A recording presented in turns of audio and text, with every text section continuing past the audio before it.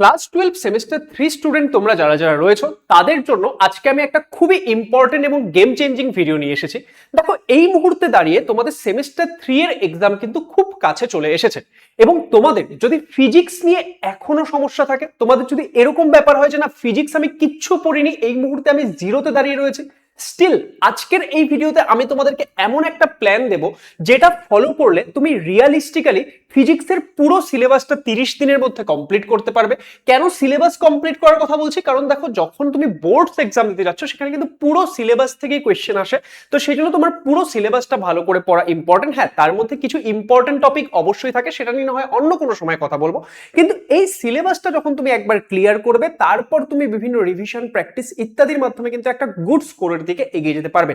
এবং এখনো তোমাদের হাতে সময় রয়েছে যে তোমরা কিন্তু 35 আউট অফ 35 স্কোর অবধি পৌঁছাতে পারো। তার কারণ হচ্ছে এমসিকিউ পরীক্ষা স্মার্ট ওয়েতে প্রপার গাইডেন্সের আন্ডারে পড়লে সেটা কিন্তু ইজিলি অ্যাচিভেবল। কিন্তু এই যে ইজিলি অ্যাচিভেবল বললাম, সেটা অতটাও ইজি নয়, তার জন্য এফার্টস লাগবে।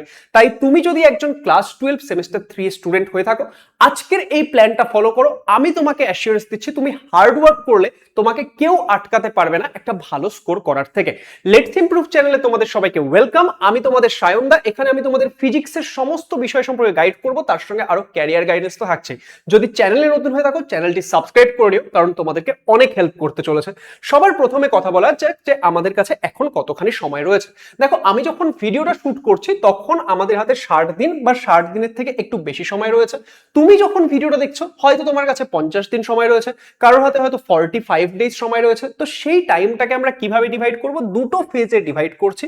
30 দিন আমাদের লাগবে সিলেবাস কমপ্লিট করতে। এন্ড এই যে সিলেবাস কমপ্লিট করার কথা বলছি, এটা এমন না যে তাড়াহুড়ো করে কমপ্লিট করলাম, একদম ভালোভাবে কিভাবে কমপ্লিট হবে সেটা আমি তোমাদেরকে বোঝাবো। একদম ডে ওয়াইজ প্ল্যান দিয়ে দেবো যে এইভাবে করবে, কোন দিন কোন চ্যাপ্টার পড়বে সব বুঝিয়ে দেবো। এন্ড বাকি যে 30 দিন তোমার কাছে যদি এখন 60 দিন থেকে থাকে, বাকি 30 দিন তুমি রিভিশন, প্র্যাকটিস, মক টেস্টের জন্য দেবে। যদি তোমার কাছে দেখছো যে না 20 দিন সময় রয়েছে, তাহলে সেই ক্ষেত্রে 20 দিন দিচ্ছ। হ্যাঁ, এবার যদি তুমি কি দেখছো 40 দিনের মাথায় গিয়ে তুমি এই ভিডিওটা ধরো দেখছো, তো তখন তুমি কি করবে? তখন তুমি সিলেবাসটাকে 30 দিন না রেখে তখন তুমি চেষ্টা করবে সিলেবাসটাকে মোটামুটি 25 দিনের মধ্যে নামিয়ে আনতে। আমি যে প্ল্যানটাকে দেবো সেটাকে একটু শ্রিঙ্ক করে নেবে, আমি সেখানে শ্রিঙ্ক করার জায়গাও রেখেছি। তো পুরো সেইভাবে ভেবে বানিয়েছি। তো সবাই ভিডিওটা শেষ অবধি দেখো, সব বোঝা যাবে। দেখো, এবার এখানে যদি তোমাকে এই 30 দিনের মধ্যে সিলেবাস কমপ্লিট করতে হয়, তুমি কি পাচ্ছ? তুমি প্রত্যেকটা চ্যাপ্টারের জন্য 2 দিন করে সময় পেয়ে যাচ্ছ। প্রত্যেকটা চ্যাপ্টারের জন্য কিভাবে 2 দিন সময় পাচ্ছি? দেখো, তোমাদের ইউনিট 1 এর মধ্যে 3টা চ্যাপ্টার, একদম প্রথম চ্যাপ্টারটা সেটাকে আমি অতটা কাউন্ট করছি না, ঠিক আছে? আচ্ছা, তোমাদের ইউনিট 2 এর মধ্যে 2টো চ্যাপ্টার, ইউনিট 3 এ 2টো, ইউনিট 4 এ 2টো, ইউনিট 5 এ একটা চ্যাপ্টার। তাহলে তোমাদের কি হচ্ছে?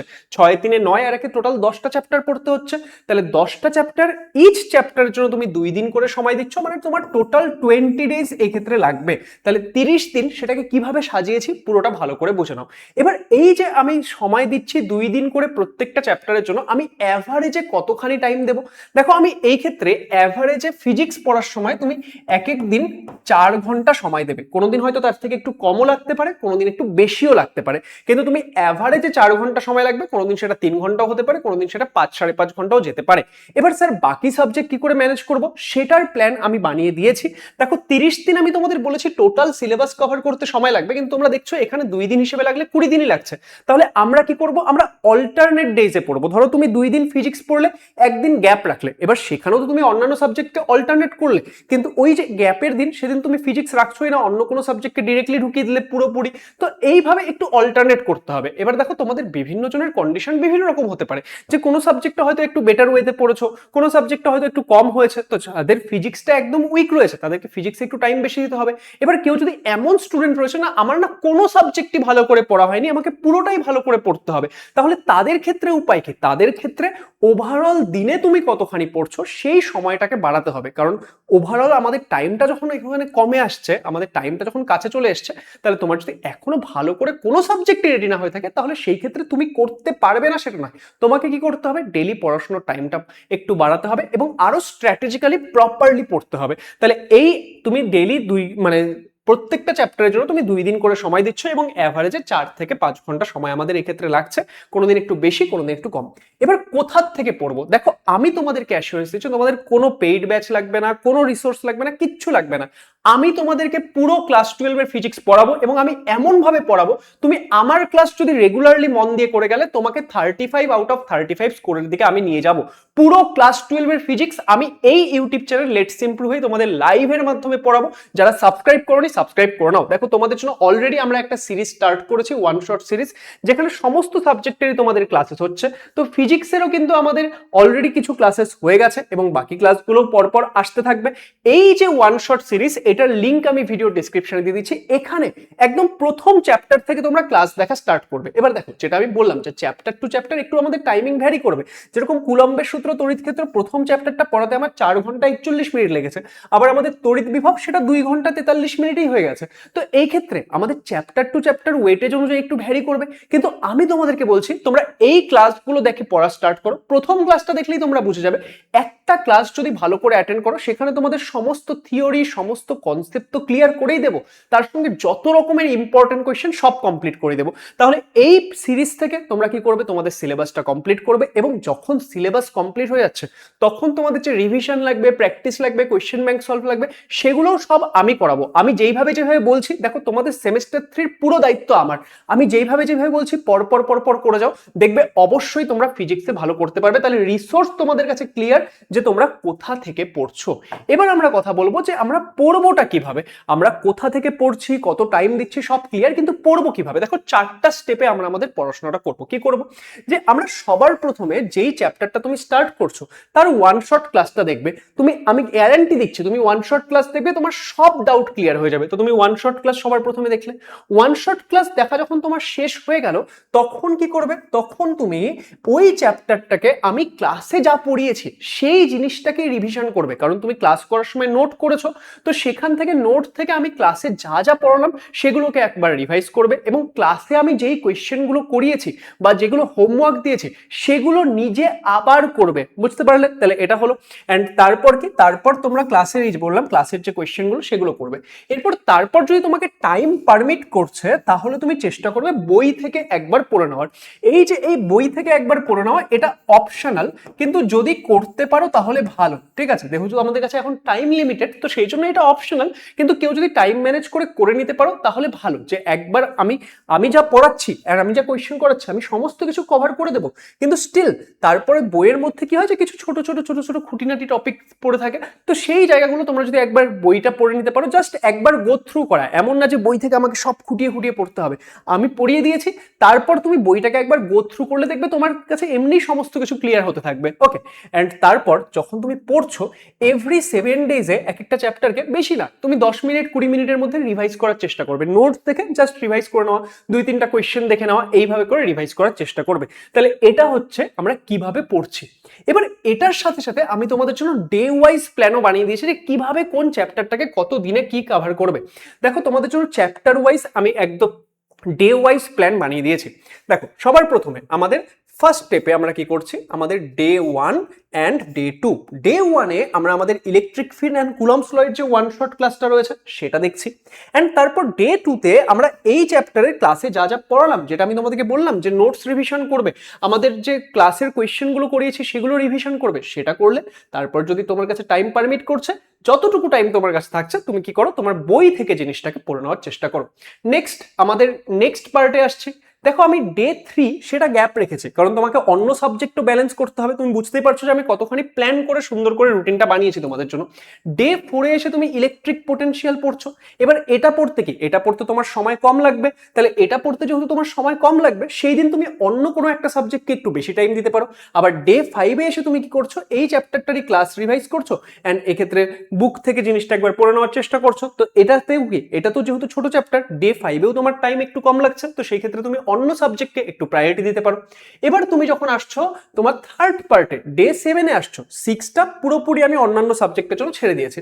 ডে 7-এ এসে তুমি ক্যাপাসিটার ক্যাপাসিটেন্সের ওয়ান শট কমপ্লিট করছো অ্যান্ড তার সাথে তুমি ডে 8-এ কি করছো, এই যে ক্যাপাসিটার ক্যাপাসিটেন্স তার class revise and book and তোমার এই যে চ্যাপ্টার 1 চ্যাপ্টার 2 পড়লে তার নোটসটাকে শর্ট টাইমের মধ্যে তুমি কি করছো, চ্যাপ্টার 1 চ্যাপ্টার 2 কে রিভাইজ করে নিচ্ছ।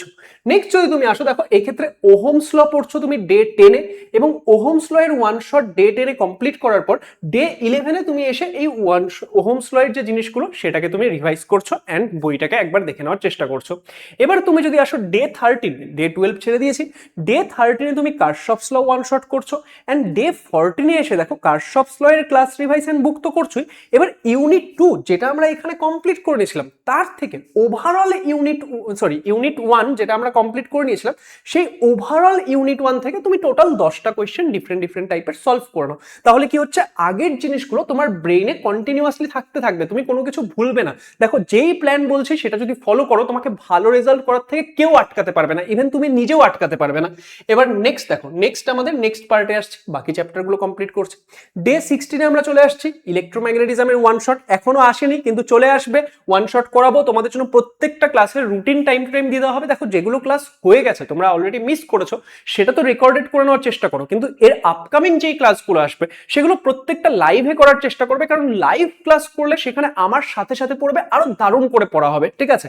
এন্ড আমার ক্লাস একবার অ্যাটেন্ড করো, আমি গ্যারান্টি দিচ্ছি তোমার ফিজিক্সের সঙ্গে তুমি প্রেমে পড়ে যাবে, ঠিক আছে? চলো, ইলেকট্রোম্যাগনেটিজম ওয়ান শট ডে 16 এ করছো, ডে 17 এ এসে এটাই তুমি ক্লাসটাকে রিভাইজ করছো এন্ড বই থেকে পড়ছো। ডে 19 এ আসছো, ডে 19 এ এসে ম্যাগনেটিক প্রপার্টিস অফ মেটেরিয়াল পড়ছো এন্ড তার সঙ্গে দেখো ইউনিট 2 যেটা ছিল, এটা কি, এটা ছোট চ্যাপ্টার, তাড়াতাড়ি হয়ে যাবে, তো তার সঙ্গে তুমি কি করছো, তোমার ইউনিট 2 যেটা ছিল সেটাকে তুমি রিভাইজ করছো নোটসের থেকে শর্ট রিভিশন, ওকে? তারপর ডে 20 তে আসছো, সেখানে তুমি ক্লাস রিভাইজ করছো, এই ম্যাগনেটিক প্রপার্টিসের বুক করছো এন্ড ইউনিট 2 থেকে তুমি এখানে 10টা কোয়েশ্চেন করার চেষ্টা করো, ওকে? তাহলে এটা বুঝে গেলে। নেক্সট আমরা কোথায় আসছি, আমাদের ডে 22, এখানে এসে আমরা ইলেকট্রোম্যাগনেটিক যে ইলেকট্রোম্যাগনেটিক ইন্ডাকশন তার ওয়ান শট পড়ছি এবং তার সঙ্গে আমরা কি করছি, শর্ট আমাদের রিভাইজ করছি ইউনিট 1 এর। দেখো ইউনিট 1 তুমি অলরেডি পড়েছো, রিভিশন করেছো, কোয়েশ্চেন প্র্যাকটিস করছো, তাহলে না সেটা তোমার মাথায় অ্যাকচুয়ালি রয়েছেই। তো এখন যখন তুমি রিভাইজ করতে যাবে দেখবে এক একটা চ্যাপ্টার তোমার 5-10 মিনিটে রিভাইজ হয়ে যাবে, তাহলে তুমি 30 মিনিটস টাইম দিয়ে পুরো ইউনিট 1টাকে রিভিশন করে নিতে পারছো এন্ড তোমার মাথায় সেটা আরো সুন্দর করে স্টে করছে।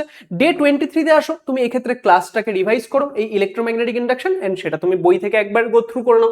নেক্সট তুমি ডে 24 এ আসছো, ডে 24 এ এসে এসি ওয়ান শট করছো এন্ড এসি ওয়ান শট করার সাথে সাথে তুমি কি করছো, ক্লাস রিভাইজ করছো প্লাস বুক থেকে পড়ছো এন্ড ডে 27 এ এসে তুমি ইলেকট্রোম্যাগনেটিক ওয়েভস পড়ছো, ক্লাস রিভিশন করছো, বুক করছো, ইউনিট 3 রিভাইজ করছো। এবার অনেকের মাথায় আসবে স্যার তাহলে আপনি ইউনিট 4 আর ইউনিট 5 রিভিশনের জন্য জায়গায় রাখলেন না।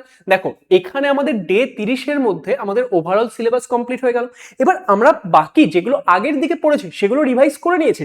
এবার ডে 30 যখন শেষ হচ্ছে তখন তো তোমার পুরোপুরি রিভিশনই স্টার্ট হবে, যেটা তুমি আজকেই পড়লে সেটা নিশ্চয়ই কালকে তুমি রিভিশন করছো না, তুমি ক্লাসের পার্টটা তো রিভাইজ করে নিচ্ছ, কিন্তু ওই যে কয়েকদিন পরে রিভাইজ করা সেটা আমি 30 দিনের প্ল্যানে কি করে এন্টার করাবো? যেটা তুমি ডে 28 এ গিয়ে পড়ছো সেটা নিশ্চয়ই তুমি 40-45 দিনের দিকে গিয়ে বা 47-48 ডেজের দিকে গিয়ে পড়বে, তাই না?